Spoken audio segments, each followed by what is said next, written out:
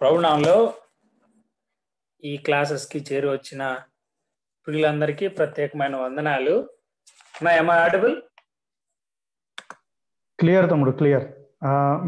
Video share చేయలేదు కదా? ఒక నిమిషం, వీడియో ఇందులో షేర్ చేశాను. ఓకే, వీడియో వేరే చోట షేర్ అవుతుంది. ఓకే తమ్ముడు. ఎస్. సో న్యూ ఇయర్లో ఫస్ట్ టైం మనందరం కలిసి మన బిబ్లియాలజీ క్లాసెస్కి రిటర్న్ అవడం ప్రభు చూపిన మహాకృపను బట్టి ప్రభుని స్తుతిస్తా ఉన్నాం ప్రియులరా. సో ఈ 2021 వరకు ప్రభు కాంచిన రీతిని బట్టి ప్రభుని స్తుతిస్తా ఉన్నాం. కాలాల్లో ప్రత్యేకత ఏం లేదు, కానీ కాలాతీతుడైన ప్రభు మన జీవితాల్లో చూపిస్తున్నటువంటి విశేషమైన కనికరాన్ని బట్టి ప్రభుకి రుణస్థులమైన ఈ క్లాసెస్ ని కంటిన్యూ చేయడంలో ప్రభు తన కృపా వాత్సల్యతను విస్తరింపజేస్తూ ఉన్నాడు. సో మనము ప్రస్తుతం క్యానన్ లేదా కేనన్ అనే టాపిక్ ని ప్రభు పాదాల చెంత మనందరం కలిసి మెడిటేట్ చేస్తా ఉన్నాం, ధ్యానం చేస్తా ఉన్నాం. సో బీయింగ్ ఏ క్రిస్టియన్ లేదా ప్రభుని ఎరిగిన విశ్వాసమైనట్టు మనము కొంతలో కొంత అవగాహన కలిగి ఉండాల్సిన విషయాల్లో ఇది ఒక విషయం అన్నమాట. నేను నమ్ముకున్న కొత్తలో మా ఊర్లో సెలవులకు వెళ్ళినప్పుడు ఒక తాత, ఆయన రోమన్ క్యాథలిక్ వెళ్తూ ఉంటారు. ఆయన బైబిల్ నాకు ఇచ్చి ఇది చదువు అని చెప్పినారు. నేను చదువుతున్నప్పుడు అందులో చాలా బుక్స్ ఉన్నాయి, కానీ నా దగ్గర ఉన్న బైబిల్లోనేమో 66 బుక్స్ మాత్రమే ఉన్నాయి. నాకు కొంచెం కన్ఫ్యూజన్ వచ్చింది. నేను కొంచెం గలిబిలికి గురయ్యాను ఆ సమయంలో. కానీ నేను కొంతమందిని అడిగినప్పుడు నాకు సరైన సమాధానం దొరకలేదు. కానీ ప్రభు కృపను బట్టి తర్వాత డేస్లో, తర్వాత సమయంలో ప్రభు తన దాసుల ద్వారా నాకు అర్థమయ్యే రీతిలో చాలా చక్కగా నాకు వివరిస్తూ వచ్చినారు. అందుకే ప్రభుకి స్తోత్రం. అయితే ఈ సమయంలో మనం నేర్చుకోబోతున్న విషయం ఏంటంటే, కేనన్ లేదా ఏ ప్రామాణికత ఆధారంగా, ఏ నియమం ఆధారంగా దేవుని వాక్యంగా పరిగణించబడుతున్నటువంటి 66 గ్రంథాలు మన చేతిలో ఉన్నాయి అనే విషయాన్ని మనం నేర్చుకోబోతున్నాం. సో ఫస్ట్ అండ్ ఫార్మోస్ట్ మనము లాస్ట్ వీక్ చూసినటువంటి క్లాసెస్ లో ఉన్నటువంటి కొన్ని విషయాలని నేను జ్ఞాపకం చేస్తున్నాను. బిఫోర్ మనము ఈ కేనన్ అనే విషయాన్ని మనము ధ్యానించబోయే ముందు మనం ఆలోచించాల్సిన విషయం ఏంటంటే, లేఖనాలు అని మనం ప్రస్తావిస్తున్నప్పుడు, దేవుని వాక్యం అని మనము ప్రస్తావిస్తున్నప్పుడు మొదటిగా సఫిషియన్సీ ఆఫ్ స్క్రిప్చర్స్, లేఖనాలు చాలినవి లేదా సమృద్ధి అయినవి అనే విషయాన్ని మనం చూస్తా ఉన్నాం. లేఖనాలు సమృద్ధి అయినవి మన జీవితాలకి, మన అనుదిన జీవితాలకి, మన డైలీ లైఫ్ లో మనకు అవసరమైనటువంటి ప్రతి విషయానికి కూడా లేఖనాలు. ఆ తర్వాత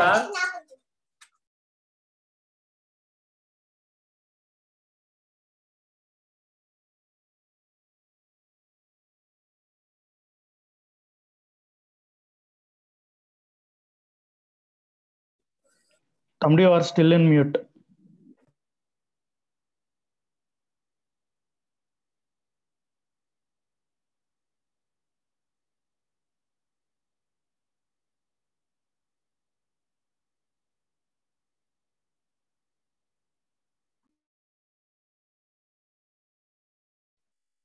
తమ్ముడు మ్యూట్ లో ఉన్నావు ఇంకా. Sorry for the disturbance. ఇక్కడ చాక్లెట్ల కోసం ఒక మినీ యుద్ధం జరుగుతూ ఉండి డిస్టర్బ్ అయింది. So sorry for that.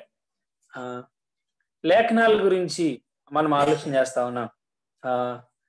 లేఖనాలని మనం కేనన్ గురించి మనం ధ్యానం చేయబోతా ఉన్నప్పుడు, దానికి ముఖ్యంగా మనం లేఖనాల గురించి ఎరగాల్సిన సంగతి సఫిషియన్సీ ఆఫ్ స్క్రిప్చర్స్, లేఖనాలు చాలినవి, సమృద్ధి అయినవి. సో ఒక క్రైస్తవ జీవితాన్ని జీవించడానికి, అనుదిన క్రైస్తవ జీవితంలో నిర్ణయాలకి, ప్రతి విషయానికి లేఖనాలు చాలినవిగా ఉన్నాయి. మనము మన వ్యక్తిగత జీవితంలో క్రీస్తు ప్రభు యొక్క లేఖనాలకి ఎంత దగ్గరగా ఉంటామో, మన జీవితాల్లో అనుదిన నిర్ణయాలని లేఖనాలు అంతగా రూల్ చేస్తాయి, అంతగా ఏలుతాయి మన నిర్ణయాలని, మన జీవితంలో ప్రతి సంఘటనని. లేదా లేఖనాలు స్పష్టమైనవి. There is no contradiction. ఎక్కడ కూడా వ్యతిరేక భావంతో లేఖనాలు రాయబడలేదు. ఒక చోట యేసుక్రీస్తు ప్రభువే రక్షకుడని, మరొక చోట ఆయన రక్షకుడు కాదని ఇలాంటి స్టేట్మెంట్స్ ఎక్కడ లేవు. ఆయన లేఖనాల్లో స్పష్టతని అనుగ్రహించినాడు. ఆ తర్వాత లేఖనాలు అధికారం కలిగి, బీయింగ్ ఏ క్రిస్టియన్, మనం క్రైస్తవులుగా దేవుని పిల్లలకు గుర్తుపెట్టుకుందాం, లేఖనాలకి మన మీద సంపూర్ణమైన అధికారం ఉంది. బాగా గుర్తుపెట్టుకోండి, దేవునికి కష్టాన్ని లేకపోతే దేవుని దృష్టిలో దేవునికి కోపాన్ని తెప్పించడం అంటే ఏంటంటే లేఖన అధికారానికి లోబట్టం. సహోదరుని ప్రేమించాలని లేఖనం చెప్తా ఉన్నప్పుడు నేను ప్రేమించకపోతే గుర్తుపెట్టుకుందాం, లేఖన అధికారాన్ని నేను తొంగలో తొక్కుతున్నట్టు, లేఖన అధికారాన్ని నేను ఒప్పుకోవట్లేదు అని అర్థం. So authority of the scriptures అనే విషయం, లేఖనాలు మనపై పెత్తనం చేయడానికి, లేఖనాలు మన జీవితాల్లో శిరోధార్యంగా మన జీవితాలను లేఖనాలు ఏలడానికి దేవుడు లేఖనాలను నియమించినట్లుగా మనం చూస్తున్నాం. లేఖన అనుసారంగా మన జీవితాలు ఉండాలి. ప్రతి నిర్ణయం కూడా, సపోజ్ ఒక ఆయన పొగాకు పంట వేయాలనుకుంటున్నాడు, పొగాకు పంట, ఆ లేఖనం చెప్తుంది అది ఎంత మాత్రం మేలు కాదు అని. సో అప్పుడు ఏం చేయాలి? Should obey to the scriptures, లేఖనాలకి విధేయత చూపించాలి. మన జీవితాల్లో మనం కూడా వ్యక్తిగతంగా గుర్తుపెట్టుకుందాం, బీయింగ్ ఏ స్టూడెంట్స్, ఒక విద్యార్థి సమూహంగా మనం కూడా గుర్తుపెట్టుకున్న తర్వాత నెసెసిటీ ఆఫ్ స్క్రిప్చర్స్ అనే విషయాన్ని మనం చూసాం. లేఖనాల యొక్క ఆవశ్యకత, లేకపోతే లేఖనాలు మన జీవితాలకు అవశ్యమైనవి. లేఖనాలు లేకుండా క్రైస్తవ జీవితాన్ని నేను కొనసాగిస్తాను అంటే క్రీస్తు ప్రభు మన రక్షకుని గురించినటువంటి జ్ఞానము, రక్షకుని యొక్క ఉన్నతమైన పిలుపుని, వీటన్నిటిని గ్రహించడంలో మనం పొరపడతాం అని గుర్తుపెట్టుకుందాం. అలాగే లేఖనాల యొక్క రమ్యతని, బ్యూటీ ఆఫ్ స్క్రిప్చర్స్ అని మనం చూస్తా వచ్చినాం. ఆది కాండం మొదలుకొని ప్రకటన గ్రంథం వరకు ఎన్ని రకమైన భిన్నమైన రచనాశీలను చూస్తాం. అలాగే ఎన్నో విశేషమైన సంగతులు మనం చదువుతుంటాం. ఇవి కేనానికి ముందు మనం చూసిన విషయాలు. మన పోయిన వారం కూడా వీటిని చక్కగా ధ్యానించాం. అలాగే బిబ్లికల్ చైన్ అనే విషయాన్ని మనం గుర్తుపెట్టుకుందాం. ఈ కేనాన్ గురించి మనం అర్థం చేసుకోవడానికి ముందు మనకి ప్రీ రిక్వసైట్స్ అని ఉంటాయి చూసారా, మన ఇంజనీరింగ్ సబ్జెక్ట్స్ లో ప్రీ రిక్వసైట్స్ ఖచ్చితంగా ఆ కోర్స్ చేస్తేనే నెక్స్ట్ కోర్స్కి పంపిస్తారనమాట. సో మాకు యాక్చువల్గా మేము ఇంజనీరింగ్ సెకండ్ ఇయర్లో ఉన్నప్పుడు డిజిటల్ ఎలక్ట్రానిక్స్ అనే కోర్స్ చేయాలి అంటే బేసిక్ ఎలక్ట్రానిక్స్ అనేది బిఈ అనేది మాత్రం ఖచ్చితంగా చేసి ఉండాలన్నమాట. అందులో ఫెయిల్ అయితే డిజిటల్ ఎలక్ట్రానిక్స్కి ఎలిజిబిలిటీ ఉండదు. అట్లాగే ఇక్కడ కూడా మనం ఆలోచన చేస్తా ఉన్నప్పుడు అంటే ఎందుకు అలా చేస్తారంటే బిఈ అర్థం కాని వాళ్ళకి డిఈ అర్థం కాదు అనే ఉద్దేశంతో. అయితే గమనించండి, మనం బాగా ఆలోచన చేస్తా ఉన్నప్పుడు కెనన్ లేకపోతే లేఖనాల యొక్క ప్రామాణికతని మనం అర్థం చేసుకోవాలని ప్రయత్నం చేస్తున్నప్పుడు ప్రత్యక్షత, రెవల్యూషన్ అనే విషయాన్ని గురించి ఒక స్పష్టమైన అవగాహన మనకు అవసరం. ఇన్స్పిరేషన్, దైవ ప్రేరణ లేదా దైవావేశము అనే దాని గురించి మనం ఎరగాల్సిన వారమైన. ఆ తర్వాత ఈ రెండింటిని గురించి సరైన అవగాహన మనలో ఉన్నప్పుడు మనము కేనాన్ గురించి చక్కగా అర్థం చేసుకోవడానికి చాలా ఇంపార్టెన్స్ ఉంటుంది అనమాట. ప్రత్యక్షత, దేవుడు తెలియజెప్పకుండా ఉంటే మనకు అసలు తెలియదు, దానిని ప్రత్యక్షత అంటున్నాం. ఇన్స్పిరేషన్ అనే దానికి వచ్చినప్పుడు దేవుడు తెలియజెప్పిన దాన్ని అక్షరము, పొల్లు, కామాతో సహా కూడా ఆయన పర్యవేక్షణలో ఆయన ప్రేరేపించి రచయితల ద్వారా రాపించి ఆ పదాలకి తాను ఊపిరిని ఊదినట్లుగా మనం చూస్తున్నాం. గాడ్ బ్రీత్డ్ అవుట్, లేకపోతే ఆయన he gave life to those words అని మనం చదువుతాం. ఆయన ఆ లేఖన భాగాలకి, ఆ పదాలకి, వాటికి అధికారం ఇచ్చినట్లుగా, వాటిలో జీవం ఊదినట్లుగా మనం చూస్తున్నాం. Inspiration belongs to the original manuscripts అనే విషయాన్ని గుర్తుపెట్టుకుందాం. దైవ ప్రేరణ లేదా దైవావేశం అనేది లేఖనాలకు సంబంధించింది లేదా రాయబడిన ప్రతులకు సంబంధించింది అనే విషయాన్ని బోల్డ్ గా గుర్తుపెట్టుకోండి, అండర్లైన్ చేయండి. దైవ ప్రేరణ లేదా దైవావేశము అనేది లేఖన ప్రతులకు సంబంధించింది, మూల ప్రతులకు సంబంధించింది అనే విషయాన్ని మైండ్ లో పెట్టుకుందాం. ఆ తర్వాత దీని బేస్డ్ గా కొన్ని క్వశ్చన్స్ రైజ్ అవుతుంటాయి, వాటికి మనం కమింగ్ సెషన్స్ లో మనం ఆన్సర్ చేయబోతా ఉన్నాం. సరే, ఇది మనం అర్థం చేసుకుంటున్నటువంటి విషయం. నా ఇప్పుడు ఏంటంటే కెనానిసిటీ లేదా క్యాననైజేషన్, ప్రామాణిక గ్రంథాల కూర్పు అనే విషయాన్ని మనం స్టడీ చేయబోతా ఉన్నాం. సో ఈ లాస్ట్ వీక్ నేను సెషన్ క్లోజ్ చేసేటప్పుడు ఒక క్వశ్చన్ అడిగాను, ఎందుకు ఓల్డ్ టెస్ట్మెంట్ కెనాన్ లో హీబ్రూ బైబిల్లో కొన్ని బుక్స్ ఉన్నాయి, రోమన్ క్యాథలిక్ కి కొన్ని ఎక్స్ట్రా యాడ్ అయి ఉన్నాయి, గ్రీక్ ఆర్థడాక్స్ కొన్ని యాడ్ అయి ఉన్నాయి, ప్రొటెస్టెంట్లమైనటువంటి మనకి కొన్ని యాడ్ అయి ఉన్నాయి, లేకపోతే కొన్ని మాత్రమే ఉన్నాయి, ఎందుకు ఈ వేరియేషన్, ఎందుకు ఇలా ఉంటుంది అనే విషయాన్ని ఈ సెషన్ లో మనం ఆన్సర్ చేస్తాం అని నేను గత వారం చెప్పాను. నా ప్రభు పాదాల దగ్గర మనము ప్రార్థనాపూర్వకంగా ఈ విషయాన్ని ధ్యానం చేయబోతున్నాం. ప్రియమైన వారలారా, it may take some time to understand. కొంత సమయం గనక మనం జాగ్రత్త వహించి వింటే ఈ సంగతులన్నిటి పట్ల మనకు ఒక సరైన అవగాహన వస్తుంది. ఈ విషయాలన్నీ కూడా మన విశ్వాసంలో, ప్రభుని నమ్మకంగా సేవించడంలో, హెరసీస్ ని కండెమ్ చేయడంలో ఎంతగానో ఉపయోగపడుతుంటాయి. సరే, ఇప్పుడు కేనన్ లేదా క్యానన్ అనే మాట నాతో పాటు ఒకసారి గలతీ పత్రిక 6వ అధ్యాయం 16వ వచనం. ఈ వారము ఒక చిన్న ఎక్సర్సైజ్ లాంటిది. ఏంటంటే మీరు నాతో పాటు బైబిల్స్ ఓపెన్ చేస్తారనమాట. ఎవ్రీ వీక్ నేను స్లైడ్స్ లో రాస్తుంటాను కదా, ఈ వీక్ నేను అలా రాయలేదు. నాతో పాటు గలతీ పత్రిక 6వ అధ్యాయం 16వ వచనం నేను చదువుతాను. అవకాశం లేని వాళ్ళు జాగ్రత్తగా వినండి. చూడండి, ఇక్కడ ఒక మాట రాశాడు, ఈ పద్ధతి చొప్పున నడుచుకున్న వారికి అందరికీ, అనగా దేవుని ఇశ్రాయేలునికి సమాధానమును కృపయు కలుగునగాక. And as for all who walk by this rule అనే మాట దగ్గర గ్రీక్ లో కేనన్ లేదా కనోన్ అనే మాట KANON అనే గ్రీక్ పదం వాడాడు. ఆ తర్వాత మనం చదువుతా ఉంటే పద్ధతి అని చెప్పాడు, చూసారా? పద్ధతి, ఈ పద్ధతి లేకపోతే ఈ నియమం చొప్పున, ఈ నియమం లేదా పద్ధతి అనే మాటని తెలుగులో వాడాడు. క్యానన్ అనే మాట దగ్గర పద్ధతి లేదా నియమం అనే మాట వాడినాడు. అలాగే నాతో పాటు ఫిలిప్పీలకు రాసిన పత్రిక 3వ అధ్యాయం 16వ వచనం చదువుతానా? ఆయనను ఇప్పటి వరకు మనకు లభించిన దాన్ని బట్టి క్రమముగా నడుచుకుందాము.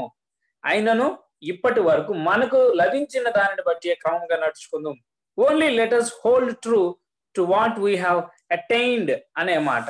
ఇక్కడ మనం ఆలోచన చేస్తా ఉన్నప్పుడు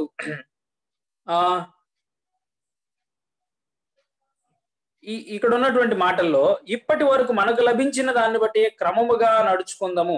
ఇక్కడ ఈ క్రమముగా నడుచుకోవడం అనే విషయాల దగ్గర మనం చూస్తా ఉన్నప్పుడు కేనన్ అనే గ్రీక్ పదం వాడి KANON అనే పదం వాడటం జరిగింది.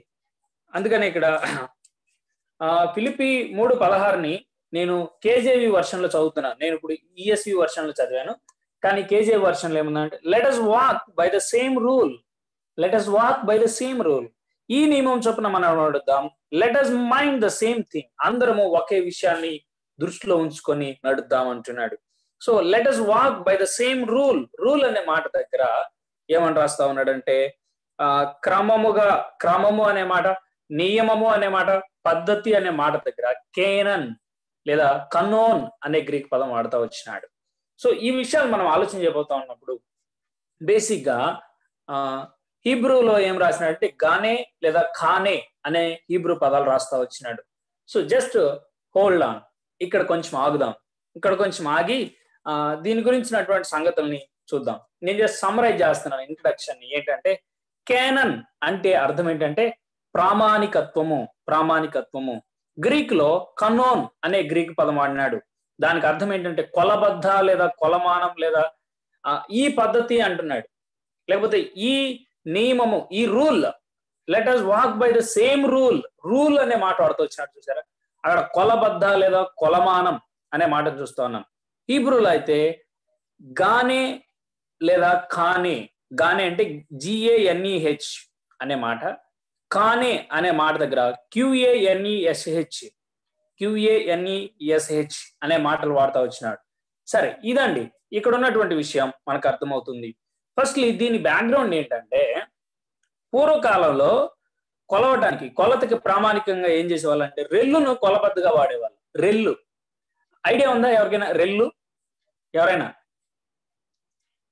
డానన్నా?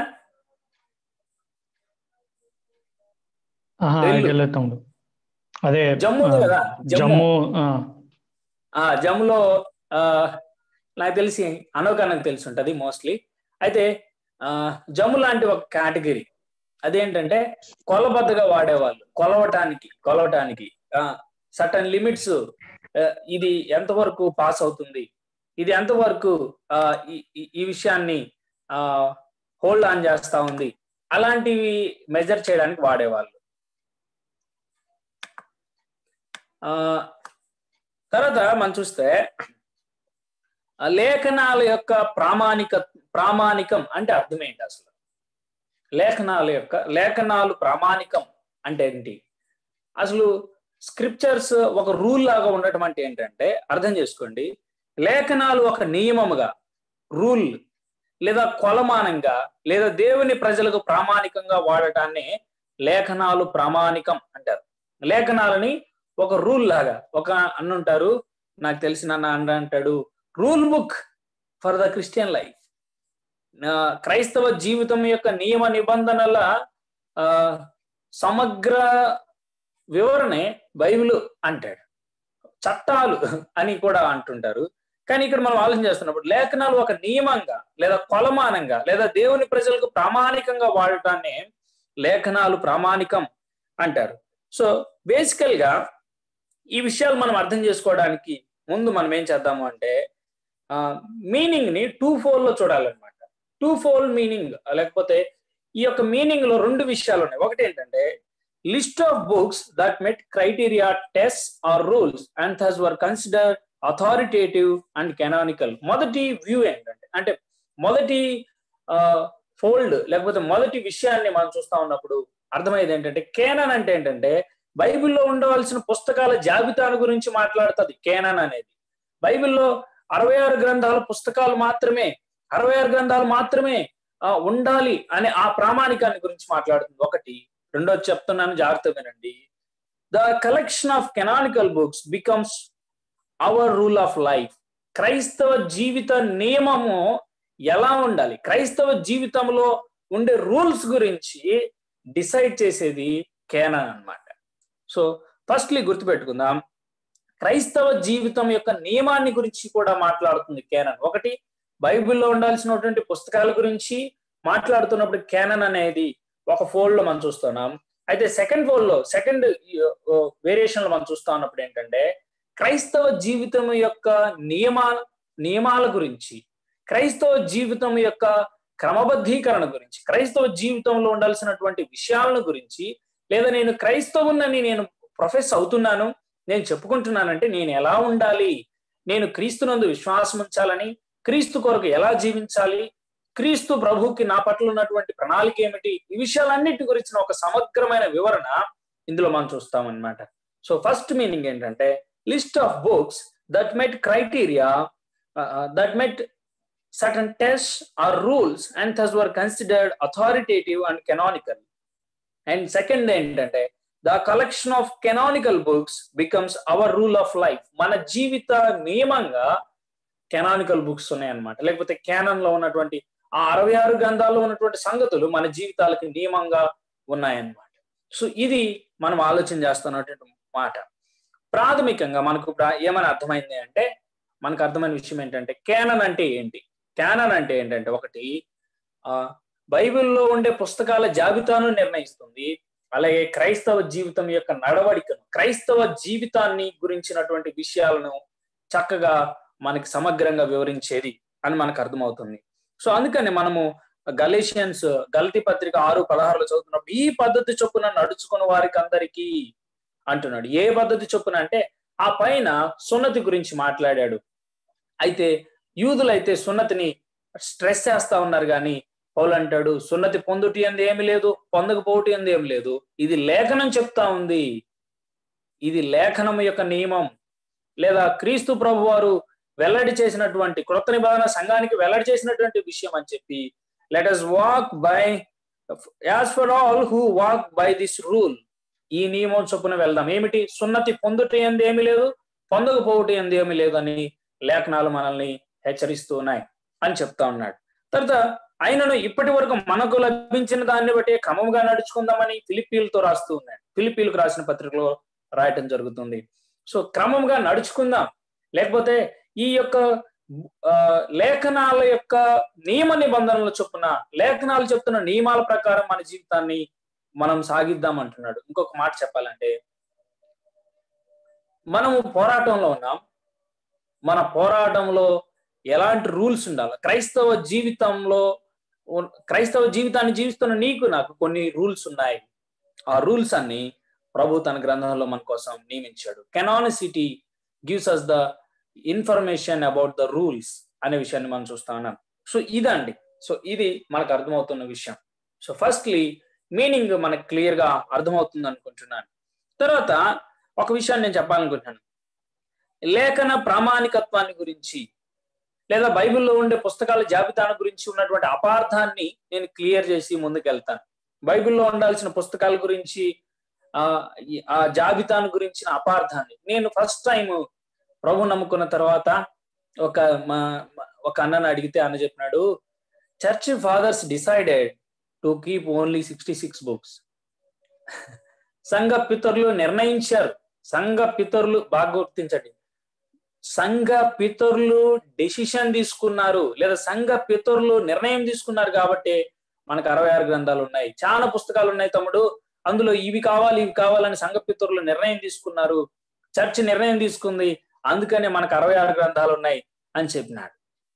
బట్ ఆఫ్టర్ సమ్ టైం దేవుడు తన కృపను బట్టి నాకు రియలైజేషన్ ఇచ్చాడు. గుర్తుపెట్టుకోండి, సంఘం లేకపోతే బైబిల్లో ఉండే 66 గ్రంథాల జాబితాకి లేకపోతే బైబిల్లో ఉండాల్సిన పుస్తకాల జాబితాకి ప్రామాణికం సంఘం కాదు.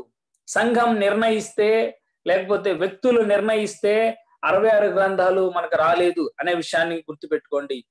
సంఘం లేదా వ్యక్తులు బైబిల్ యొక్క ప్రామాణికతకి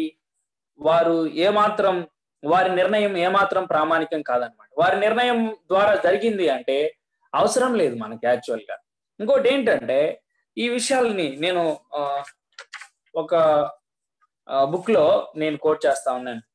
చర్చ్ ఇంపార్టెంట్ లేకపోతే సంఘము ఈ కెనానిసిటీలో ఎలాంటి పాత్ర పోషించింది అనే దాన్ని ఒక 6 sentences లో నేను చెప్తున్నాను. The church is the discoverer of and not the determiner of the canon. సంఘము అనేది the church is the discoverer of and not the determiner of the canon. Canon యొక్క ఆవిష్కర్తే గాని నిర్ణయాధికారం చేసింది కాదు. సంఘము క్యానన్ ని ఆవిష్కరించింది లేకపోతే ప్రజలకు బాహటంగా తెలియజెప్పింది తప్పితే నిర్ణయించలేదు. ఈ బుక్స్ ఉండాలి అని నిర్ణయించలేదు. తర్వాత it is the child and not the mother of canon. Canon లేకపోతే ఈ యొక్క క్యానన్ అధికారంలో పనిచేసేదే కానీ క్యానన్ ని ప్రొడ్యూస్ చేసింది కాదనమాట. ఎవరు? ఈ చర్చ్ అనేది. Church is the child and not the mother of canon మనం చూస్తా ఉన్నాం. And it is the minister and not the magistrate of the canon. Canon ప్రకారం నడుచుకునేదే కానీ క్యానన్ ని మెజిస్ట్రేట్ చేసేది కాదు, రూల్ చేసేది కాదు అని మనకు అర్థమవుతుంది. నిర్ణయాధికారం ఉన్నది కాదు, న్యాయ నిర్ణేత కాదు అని మనకు అర్థమవుతుంది. It is the church is the recogniser and not the regulator of the canon. గుర్తుపెట్టుకోండి, బాగా గుర్తుపెట్టుకోండి. Church is the recogniser and not the regulator of the canon.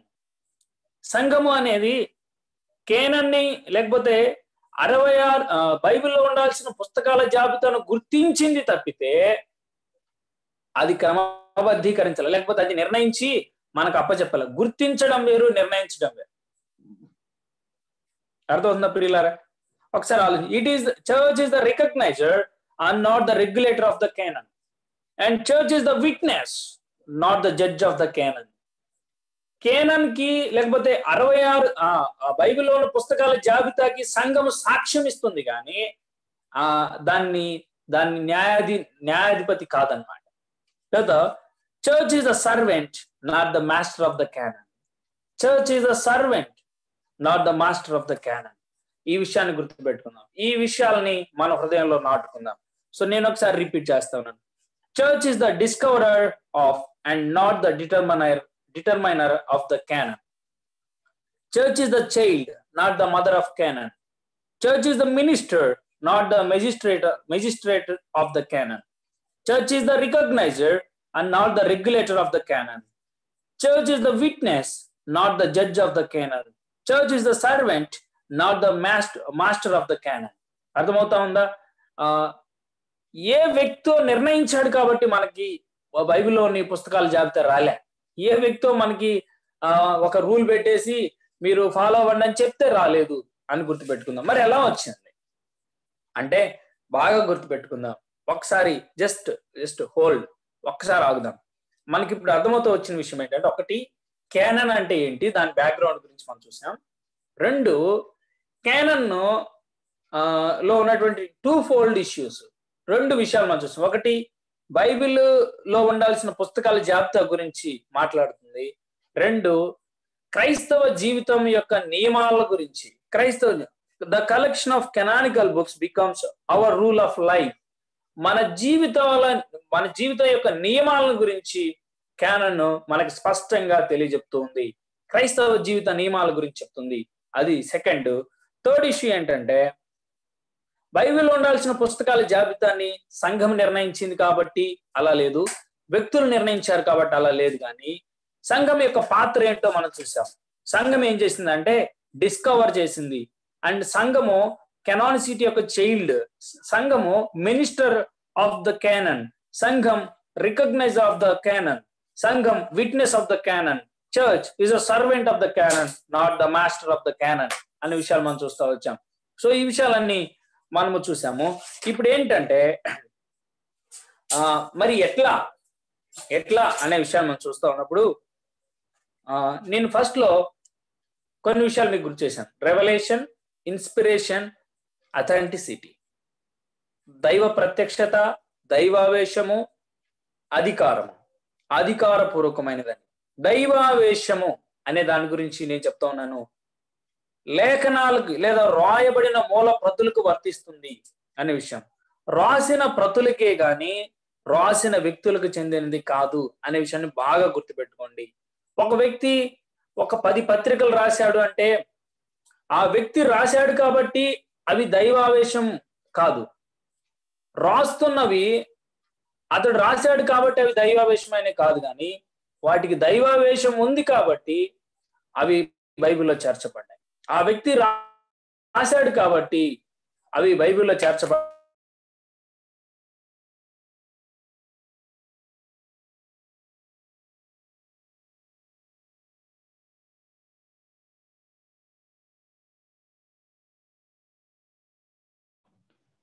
Voice వినపట్లేదు, break అయింది. ఎస్ అన్న, కాల్ వచ్చింది. Okay.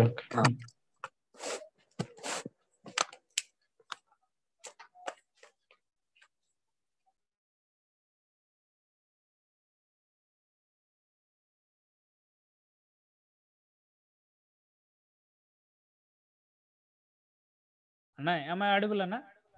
Yeah. Okay, thank you. So ఇక్కడ మనం చూస్తా ఉన్నప్పుడు ఈ కెనానిసిటీ గురించి మనం చూసాం. సో నాతో పాటు ఒక్కసారి తిమోతికి రాసిన 2వ పత్రిక 3వ అధ్యాయం 16వ వచనం. తిమోతికి రాసిన 2వ పత్రిక 3వ అధ్యాయం 16వ వచనాన్ని చూస్తారా? తిమోతికి రాసిన 2వ పత్రిక 3వ అధ్యాయం 16వ వచనం. మనం ఇప్పుడు ఒక క్లారిటీ మనకు వస్తూ ఉంది. 3వ అధ్యాయం 16వ వచనం మనం చదువుతున్నప్పుడు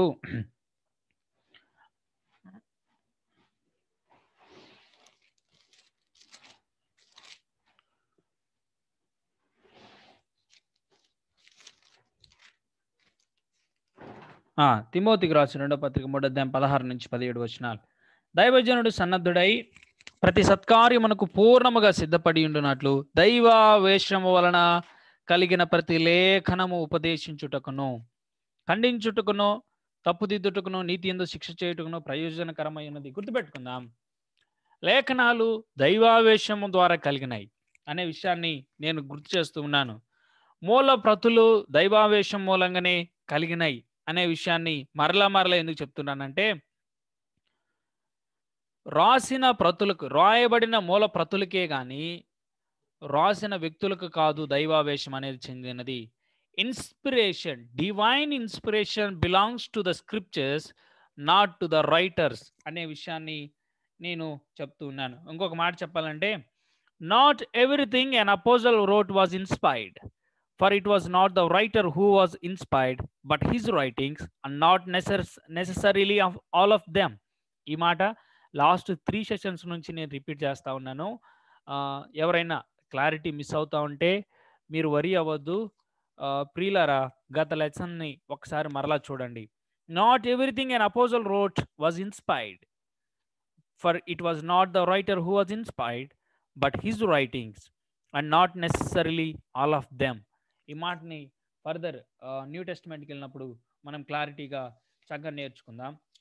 సో ఇప్పుడు మనం చేయబోతున్న విషయం ఏంటంటే, మనకు అర్థమవుతున్న విషయం ఏంటంటే, ఒకటి, లేఖనాలు దైవ ప్రేరితమని లేఖనాలు సాక్ష్యం ఇస్తున్నాయి. మనము స్పెషల్లీ మనం గుర్తుపెట్టుకుందాం, ఇవి డివైన్ ఇన్స్పైర్డ్, లేఖనాలు దైవావేశం కలిగినవని ఎవరు చెప్పారు అంటే, self authentication of the scriptures about divine inspiration. లేఖనాలు అంటున్నాడు, దైవావేశం వలన కలిగిన ప్రతి లేఖనము అంటే లేఖనాల్లో దైవావేశం ఉంది. And scriptures are self authenticating, giving self authentication about the divine inspiration అనే విషయాన్ని మనం చూస్తున్నాం. ఆ తర్వాత డివైన్ ఇన్స్పిరేషన్ ఉన్నటువంటి ఈ లేఖనాలని మనుషులు తర్వాత డిస్కస్ చేయడం, లేకపోతే సంఘ పితరులు వీటిని గురించి చర్చించడం, క్రీడ్స్ అంటారు. ఇప్పుడు మనం మీటింగ్స్ పెట్టుకొని ఒక్కొక్కరు ఒక్కొక్క బ్యానర్ పెట్టుకొని ఆ కుడికులు ఈ కుడికులు అని పెట్టుకుంటాం. కానీ అప్పట్లో అయితే క్రీడ్స్ అనేవి ఉండేవి. ముఖ్యమైన విషయాల గురించి చర్చించడానికి చక్కగా క్రీడ్స్ పెట్టేవాళ్ళు. ఆ తర్వాత డిబేట్స్ ఓవర్ కెనానిసిటీ. ఈ పుస్తకం పర్పస్ ఏంటి, దాన్ని టెస్ట్ పెట్టేవాళ్ళు. ఆ టెస్ట్ ఏంటో కూడా నేను చెప్పబోతా ఉన్నాను. ఆ తర్వాత కంప్లీషన్ ఆఫ్ ద కెనానిసిటీ. ఈ 66 గ్రంథాలు ఫ్రేమ్ అవ్వడానికి, లేకపోతే ఈ 66 గ్రంథాలు దైవ ప్రేరితం అని గుర్తించి ఫైనల్ కంక్లూజన్కి రావడానికి AD 397 క్రీస్తు శకం 397లో జరిగినటువంటి ఒక డిక్లరేషన్ ద్వారా మనకు క్లియర్ కట్గా అర్థమైంది. So canonicity was closed. లేకపోతే దైవ వేషం వలన కలిగిన పుస్తకాలు ఇవే, ఇక వేరేవి ఉన్నా కానీ, వేరేవి ఎవరైనా తీసుకొచ్చినా కానీ, ఎవరైనా యాడ్ చేయడానికి ప్రయత్నించినా కానీ ఇవి మాత్రమే దైవ ప్రేరితం అని గుర్తించడం జరిగింది. సరే, ఈ విషయాలను మనం వైడ్ రేంజ్లో మనం తర్వాత ధ్యానం చేయబోతా ఉన్నాం. So for now we are going to discuss about the canonicity of the Old Testament. పాత నిబంధన యొక్క కేనాన్ గురించి మనం స్టడీ చేయబోతా ఉన్నాం. ఆలోచించేయండి నాతో పాటు కూడా ఒకసారి. లూకా సువార్త 11వ అధ్యాయం 50 నుంచి 51 వచనాలు. లూకా సువార్త 11వ అధ్యాయం 50 నుంచి 51 వచనాలు. జాగ్రత్తగా ఈ వచనాలు మనం చదివితే మనకు ఒక విషయం అర్థమవబోతుంది. ఆ వచనాలకి నేను ఇక్కడ షేర్ చేసినటువంటి హీబ్రూ బైబిల్కి ఒక సంబంధం ఉంది. చూస్తారా? లూకా సువార్త 11వ అధ్యాయం 50 నుంచి 51 వచనాలు. వారు కొందరిని చంపుదురు, కొందరిని హింసింతురు. కాబట్టి లోకం పుట్టినది మొదలుకొని, అనగా హేబేలు రక్తం మొదలుకొని బలిపీఠమునకును మందిరమునకును మధ్యను నశించిన జకర్యా రక్తము వరకు చిందింపబడిన ప్రవక్తలందరి రక్తము నిమిత్తము ఈ తరం వారు విచారింపబడుదురు. నిశ్చయముగా ఈ తరం వారు ఆ రక్తము నిమిత్తం విచారింపబడుదురని మీతో చెప్పుచున్నాను. Beloved, please observe here. కాబట్టి లోకం పుట్టినది మొదలుకొని, హేబేలు రక్తం మొదలుకొని. హేబేలు గురించి ఎక్కడుంది? జెనసిస్లో ఉంది. హీబ్రూ బైబిల్ స్టార్టింగ్ ఎక్కడుంది? ఆదికాండం అని మనం చూస్తూ ఉన్నాం. అట్లాగే మనం చదువుతున్నప్పుడు జకర్యా రక్తము వరకు, ఎక్కడ? బలిపీఠమునకును మందిరమునకు మధ్య నశించిన జకర్యా రక్తము వరకు. ఎక్కడ రాయబడింది ఈ జకర్యా గురించి అంటే, గమనించండి, ఈ జకర్యా గురించి రాయబడింది ఎక్కడంటే, మనము చదువుతున్నప్పుడు దినవృత్తాంతాల్లో 2వ దినవృత్తాంతాల గ్రంథంలో జకర్యా గురించి రాయబడింది. ఈ జకర్యా గురించి రాయబడింది. సరే, ఇప్పుడు మన బైబిల్లో లేకపోతే మన తెలుగులో మనం చూస్తా ఉన్నప్పుడు మనకి చివరి ఏముంది? మలాకి ఉంది. కానీ హీబ్రూ బైబిల్లో మనం చూస్తా ఉన్నప్పుడు హీబ్రూలో ఈ ఆర్డర్ ఇలా ఉంటుంది.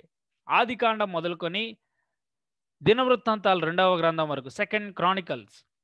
సో యేసుక్రీస్తు ప్రభువారు ఏమని చెప్తూ ఉన్నారంటే, ఈ considering the things which are there in means ఆ 39 గ్రంథాల గురించి ఆయన మాట్లాడుతూ ఉన్నాడు. ఆ 39 గ్రంథాలని ఆయన అథెంటికేటింగ్, దైవావేశం ఉన్నట్లుగా ఆయన పరిగణిస్తున్నాడు. అందులో ఉన్న సంగతులను మాత్రమే ఆయన పరిగణిస్తూ ఉన్నాడు. ఒక రకంగా చెప్పాలంటే చూడండి, హేబేలు రక్తం అనేది, హేబేలు గురించి ఎక్కడ ఉంది? జెనసిస్లో ఉంది, ఆదికాండంలో ఉంది, and first book of the Bible. And బలిపీఠమునకును మందిరమునకును మధ్య నశించిన, బలిపీఠమునకును మందిరమునకును మధ్యను నశించిన జకర్యా రక్తం వరకు, నశించడం అనే దగ్గర పెరీషిడ్ లేకపోతే నిర్మూలించబడిన, చంపబడిన జకర్యా రక్తం వరకు, ఇది ఎక్కడుంది? సెకండ్ క్రానికల్స్లో ఉంది. The last book of the Hebrew Bible, last book of the Hebrew Bible. మనకి 39 గ్రంథాల్లో మలాకి చివరిలో ఉంది, కానీ ఇక్కడ మలాకి జకర్యా తర్వాత ఉంటుంది. కానీ ఇక్కడ మనం చదువుతున్నప్పుడు యేసుక్రీస్తు ప్రభువారు మాట్లాడుతున్న సమయంలో ఇది హీబ్రూ లేకపోతే హెబ్రీ ప్రజల మధ్యలో ఉన్నటువంటి కెనానిసిటీ, క్యానన్, 39 గ్రంథాల గురించి మనం చదువుతూ ఉంటాం ఇక్కడ. సో ఇక్కడ ఆలోచన చేస్తున్నప్పుడు యేసుక్రీస్తు ప్రభువారు వ్యాలిడేట్ చేస్తూ ఉన్నారు. యేసుక్రీస్తు ప్రభువారు క్లియర్ కట్ ఇన్స్ట్రక్షన్ ఇచ్చారు. ఏంటంటే ఆయన ఈ గ్రంథాల్లో, లేకపోతే ఇక్కడ చూడండి, రోమన్ క్యాథలిక్లో కొన్ని బుక్స్ యాడ్ చేసినారు, గ్రీక్ ఆర్థోడాక్స్లో కొన్ని బుక్స్ యాడ్ చేసినారు. ఇవన్నీ కూడా ఎప్పుడు యాడ్ చేశారో తెలుసా? క్రీస్తు శకం 1600 ఆ టైంలో యాడ్ చేసినారు, క్రీస్తు శకం 1600. కానీ ఇది ఆలోచన చేస్తూ ఉన్నప్పుడు మొదటి నుంచి కూడా యేసుక్రీస్తు ప్రభువారి సమయం నుంచి నేటి వరకు కూడా ఈ గ్రంథాలను మాత్రమే పాత నిబంధన కెనానిసిటీలో యాక్సెప్ట్ చేయడం జరిగింది. Only 39 books were accepted in Old Testament canonicity, but few people added some books after 1600 years. After 1600 years. అది ఎంతవరకు వ్యాలిడ్? మనుషులు తమ ఇచ్చలను బట్టి, తమ ఆలోచనలను బట్టి యాడ్ చేస్తూ వచ్చినారు. కానీ యేసుక్రీస్తు ప్రభువారు చెప్తున్న ప్రకారం మనం చదువుతున్నప్పుడు Genesis to second Chronicles, which means the whole 39 books he is considering as a canon అని మనం చూస్తూ ఉన్నాం. సో బాగా ఆలోచన చేయండి. ఈ మాట కనుక అర్థం కాకపోతే మరలా మీరు ఒకసారి అడగొచ్చు, నో ప్రాబ్లం. ఒకటి, మనకున్నటువంటి ఈ స్ట్రక్చర్లో మనం మలాకిని చూస్తూ ఉన్నాం లాస్ట్ బుక్గా, కానీ హీబ్రూ బైబిల్లో మనం చూస్తూ ఉన్నప్పుడు లాస్ట్ బుక్ ఏంటంటే సెకండ్ క్రానికల్స్. అందులో ఉన్నటువంటి జకర్యా గురించి ఎక్స్ప్లెయిన్ చేయడం జరిగింది. సో మనం ఆలోచన చేస్తూ ఉన్నప్పుడు ఇందులో ఉన్నటువంటి ఇక్కడ ఉన్నటువంటి బుక్స్ని మనం 39 books కింద సబ్ డివైడ్ చేసుకొని ఇక్కడ చదువుతూ ఉన్నాం. సో ఇక్కడ ఆలోచన చేస్తూ ఉన్నప్పుడు యేసుక్రీస్తు ప్రభువారి దృష్టిలో ఆయన పాత నిబంధనలో 39 గ్రంథాలను మాత్రమే దైవావేశం కలిగిన పుస్తకాలుగా ఆయన తెలియజెప్పడం జరిగింది. సో నేను యేసు ప్రభు మాటలు నమ్ముతాను అంటే నేను చేయాల్సింది ఏంటి? వీటిని దైవావేశంగా నేను అంగీకరిస్తాను. కారణం ఏంటంటే బికాస్ యేసుక్రీస్తు ప్రభువారు చెప్పారు, అంతే. సో ఇందులో ఏమైనా డౌట్ ఉందా? ఇక్కడ ఏదైనా కాంప్లెక్సిటీ యాంబిగ్యూటీ రైజ్ అవుతా ఉందా?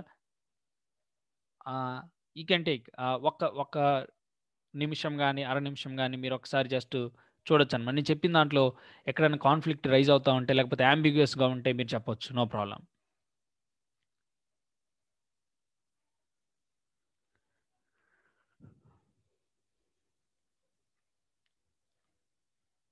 Danana, am I clear? Yeah, it's clear for me. Okay, praise God. So ఇది ఫస్ట్ విషయం మనం చూస్తున్నప్పుడు యేసుక్రీస్తు ప్రభువారు డిక్లేర్ చేస్తున్నారు 39 books కెనానిసిటీ కింద.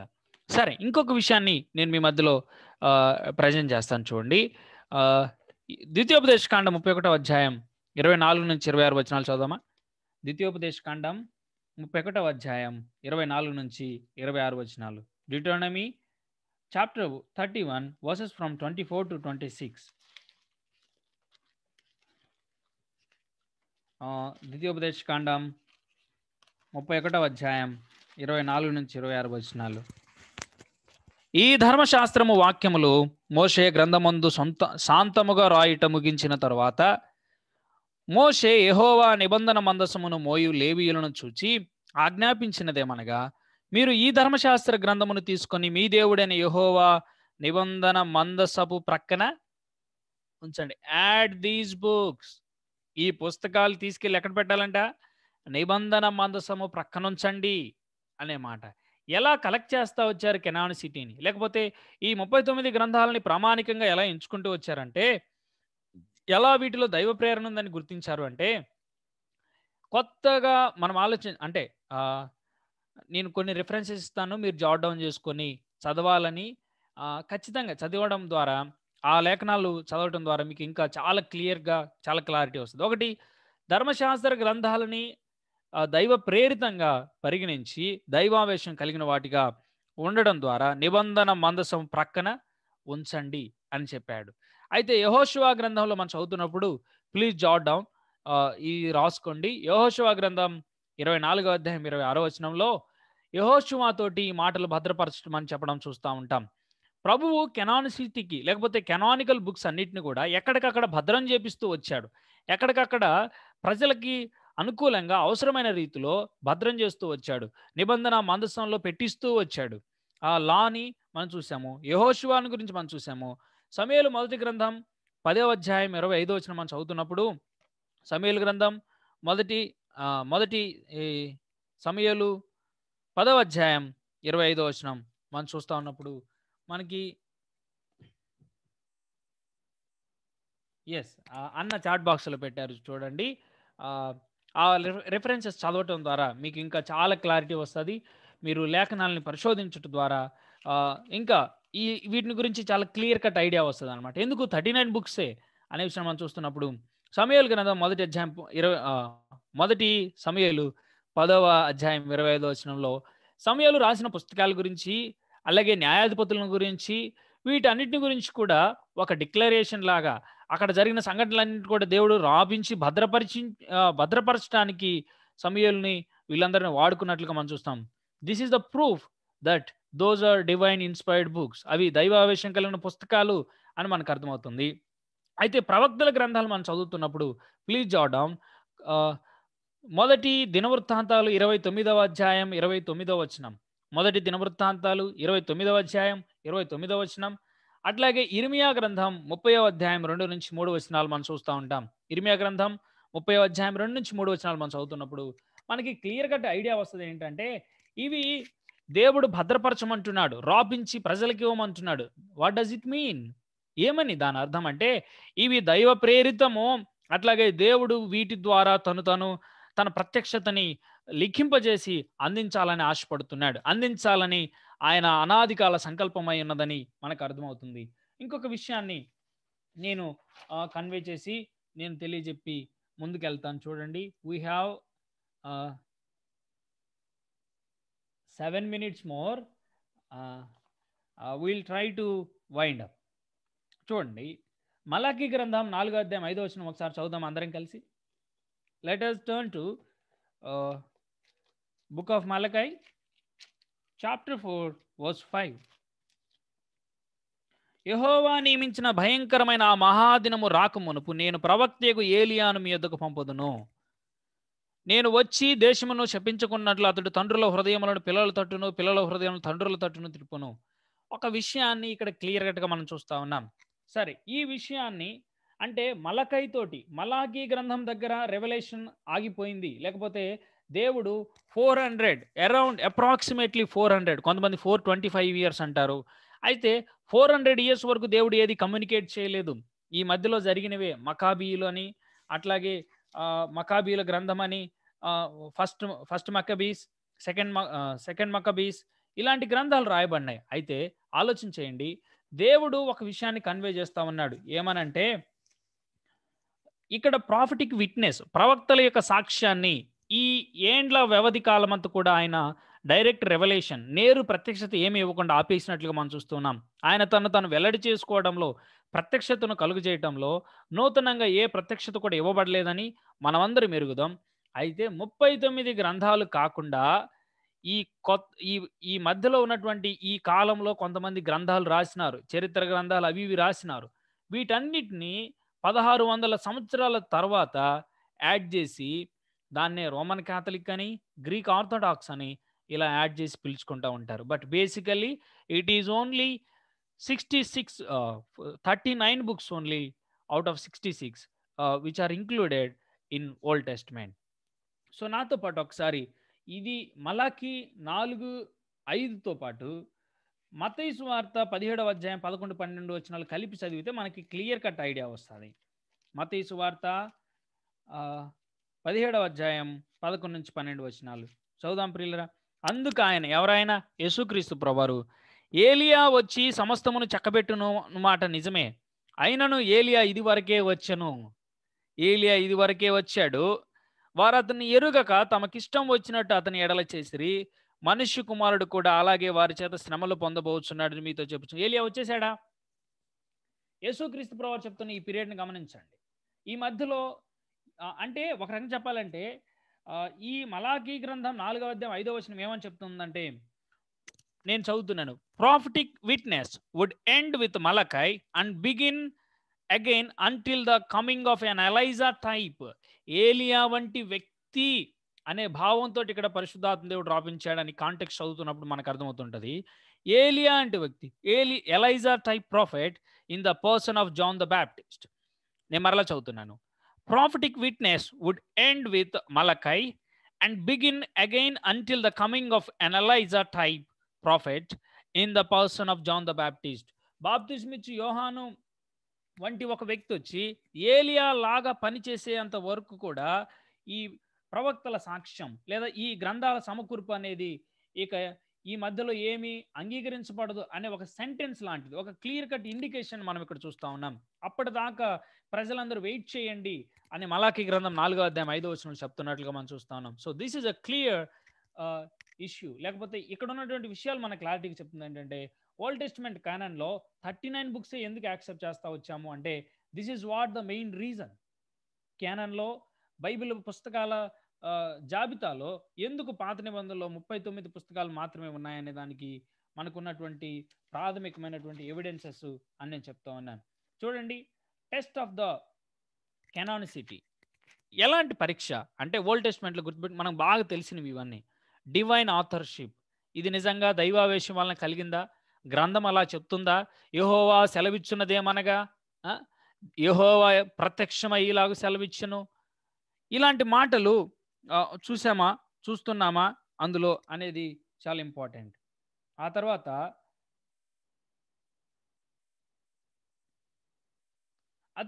మనం చదువుతున్నప్పుడు హ్యూమన్ ఆథర్షిప్, నిజంగా ప్రవక్త రాశాడా లేదా దైవజనుడు అని పిలువబడుతున్న వ్యక్తులు రాశారా, లేకపోతే వాళ్ళు చెప్తా ఉన్నప్పుడు ఎవరైనా రాశారా, నిజంగా ఇది ఆమోదించదగినదేనా అనేది రెండవ పరీక్ష. First one divine authorship, second one human authorship, third one ఏంటంటే జెన్యూన్నెస్ ఆఫ్ ద బుక్. నిజంగా గ్రంథకర్త చెప్తున్నప్పుడు అలా జరిగిందా? చెప్పాడు కదా, పురుగులు వచ్చి పొలమంతటిని తినేసాయని, పురుగులు వచ్చి మొత్తం పొలమంతటిని కాజేసాయని చెప్పాడు కదా. Is it true? అది నిజంగా అలా జరుగుతుందా? నిజంగా రాసిందంతా నిజమేనా? ఇలా రాసింది వాస్తవమేనా? దీన్ని కూడా ఈ విషయాలన్నీ వాస్తవాలేనా, నిజమా, దేవుని నుండి వచ్చినవేనా, లేకపోతే కల్పించి ఎవరైనా రాస్తూ ఉన్నారా అనే టెస్ట్ కూడా జరిగింది. This is the test only, not a determining, లేకపోతే నిర్ణయించడం లేదు కానీ పరీక్ష చేయడంలో తప్పులేదన్నమాట. తర్వాత రిసెప్షన్ ఆఫ్ ద బుక్, ఆనాటి ప్రజలు దైవ గ్రంథంగా అంగీకరించారా? దేవుని ప్రజలు, ఆనాటి యూదులు, ముఖ్యంగా ఓల్డ్ టెస్ట్మెంట్ మనం చూస్తున్నప్పుడు యూదా ప్రజలు అంగీకరించారా? అలాగే ఆ కాలంలో ఉన్నటువంటి ప్రాచీన బైబిల్ తర్జుమాలు దీన్ని అంగీకరించాయా? ఈ విషయాలన్నీ అంగీకరించాయా లేదా అనేది, this is the test for canonicity, test of Old Testament canonicity అని మనం చూస్తున్నాం. Divine authorship, human authorship, genuineness of the book, authenticity of the book, reception of the book. మనము హిస్టారికల్ ఎవిడెన్సెస్ చూస్తూ ఉన్నప్పుడు ఫీలో, జోసఫస్ అనే వాళ్ళు వీటిని వాళ్ళ టైంలో హిస్టారికల్గా రాశారు. ఓహో, ఇలా 39 బుక్స్ మాత్రమే యాక్సెప్ట్ చేస్తూ వచ్చినారని. అండ్ ముఖ్యంగా ఏంటంటే AD 90లో క్రీస్తు శకం 90లో జరిగిన ఒక కౌన్సిల్ ఉంది, అదేంటే జామ్నియా, JAMNIA, జామ్నియా కౌన్సిల్. ఏం జరిగిందంటే, అసలు ఈ జామ్నియా అంటే ఎవరంటే a teaching house of rabbis who discussed canonicity. ఈ కెనానిసిటీ లేకపోతే పాత నిబంధన పుస్తకాల ప్రామాణికత్వాన్ని గురించి చర్చించడానికి ఏర్పడిన ఒక గృహం, రబ్బీస్ అంటారు. ప్రభుని కూడా రబ్బీ అని పిలిచారు కదా. బోధకుల సమూహమే ఈ యొక్క జామ్నియా కౌన్సిల్ అన్నమాట. వీరు 39 గ్రంథాలని దైవ ప్రేరితంగా, దైవావేశం కలిగిన గ్రంథాలుగా వారు టెస్ట్ చేసి వారు ఫైనల్గా యూదా సమాజంతో పాటు క్రైస్తవ సమాజం కూడా అంగీకరించినట్లుగా మనం తర్వాత చదువుతాం అన్నమాట. So while I'm closing the session lesson, ఒక విషయం ఆలోచన చేస్తారా? What is the rule of your life? What is the rule of your life? నీ జీవితం యొక్క నియమం ఏమిటి? నీవు విశ్వాసమై ఉండి నా జీవితం నా రూల్స్ అంటా ఉంటే, టునైట్, ఈ రాత్రి ప్రభు మాట్లాడుతున్నాడు, దేవుని వాక్యము మన జీవిత నియమమై ఉండాలి. దేవుని వాక్యం అనుసారంగా మన జీవితంలో మనం నడవాలి. ఆ ప్రియమైన యవన సోదర సోదరి, పెద్దవారు చిన్నవారు అందరూ ఒకసారి ఆలోచించండి. నీ జీవిత నియమం ఏంటి? లేదా మన జీవితం యొక్క నియమం ఏంటి? What is the rule of your life? నా జీవితం నా రూల్స్ అనే ధోరణి క్రైస్తవునిగా నీకుందంటే, just check whether you got saved or not. ఒక అనుమానం, నీవు రక్షించబడ్డావో లేదో. కానీ నిజంగానే రక్షించబడి నా జీవితం నా రూల్స్ అని బ్రతుకుతా ఉంటే, ఒక్క విషయం చెప్పాలనుకున్నాను, యు ఆర్ బ్యాక్ స్లిడెంట్. నువ్వు తప్పిపోయావు, నువ్వు వెనకబడిపోయావు. మనం వెనకబడిపోయాం. So tonight let us turn to the Lord and let us follow the rules of the word of God. దేవుని వాక్యం మనకిస్తున్న నియమాల ప్రకారం మనం జీవిద్దాం. Do you know, it pleases God. దేవునికి ఇష్టం అది. ఆయన అడుగుజాడల్లో నడవడం ఏ తల్లిదండ్రులకైనా ఇష్టం కదా. అట్లా దేవుడికి కూడా తన ప్రజలు ఆయన అడుగుజాడల్లో నడిచి ఆయన రూల్స్ ప్రకారం నడవటం. అన్న ఆయన రూల్స్ ఫాలో అవుతున్నా అంటే మరి నా స్వాతంత్రం పోయినట్టేనా అంటే, నో, నాట్ ఎట్ ఆల్. మన స్వాతంత్ర్యం క్రీస్తులో ఉందంటే అత్యున్నతంగా ప్రయోజనకరంగా వాడుకోగలం. మరి ఎక్కడున్నా సరే దుర్వినియోగం చేస్తాం. సో నేను క్లోజ్ చేస్తా ఉండగా ఒక పాఠం, what is the rule of your life? మన జీవితాల్లో ఇంకా మన రూల్స్ ఫ్రేమ్ చేసుకొని మనకి ఇష్టం వచ్చినట్టే ఉంటా ఉంటే, ప్రభు మాట్లాడుతూ ఉన్నాడు. ప్రభు మనల్ని సవాల్ చేస్తున్నాడు. ఆనాటి ప్రజలు ఆ 39 బుక్స్లో ఉన్నటువంటి మనం ఓల్డ్ టెస్ట్మెంట్ కెనానిసిటీ గురించి డిస్కస్ చేసాం. They are willing to follow the rules of the Lord. పాత నిబంధనలో ఉన్నటువంటి ఆ 39 గ్రంథాల్లో విషయాల్ని ఫాలో అవ్వడానికి ఇష్టపడి ముందుకు వచ్చినారు. వాటిని తమ జీవితాన్ని నియమాలుగా పెట్టుకున్నారు. ఈ రాత్రి వాట్స్ యువర్ డెసిషన్? ఈ సమయంలో నీ డెసిషన్ ఏంటో నాకు తెలియదు. అందుకనే నేను గలేషియన్స్ 6:16 ఒకసారి చదువుతున్నాను.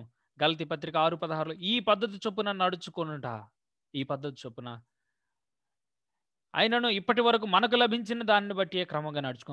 మన ఈ గ్రంథంలో ఉన్నటువంటి రూల్స్ ప్రకారం మనం నడుద్దాం. దేవుడు ఈ సంగతుల్ని మన క్షేమాభివృద్ధి కొరకు చేరి వచ్చిన మనందరినీ క్రీస్తు సారూప్యతలను తీసుకెళ్ళడానికి, దేవుని వాక్యాన్ని గురించి మరి ఎక్కువైన అండర్స్టాండింగ్ తీసుకురావడానికి దేవుడు వాడుకున్నగాక. These are the resources I have used. And వధింపబడిన గొర్రెపిల్ల శక్తియు ఐశ్వర్యమును జ్ఞానమును బలమును ఘనతయు మహిమయు స్తోత్రమును పొందనరుడు ప్రభుకే సమస్తమైన ఘనత మహిమ ప్రభావాలు ఆరోపిస్తూ thank you one and all. Thank you అన్న.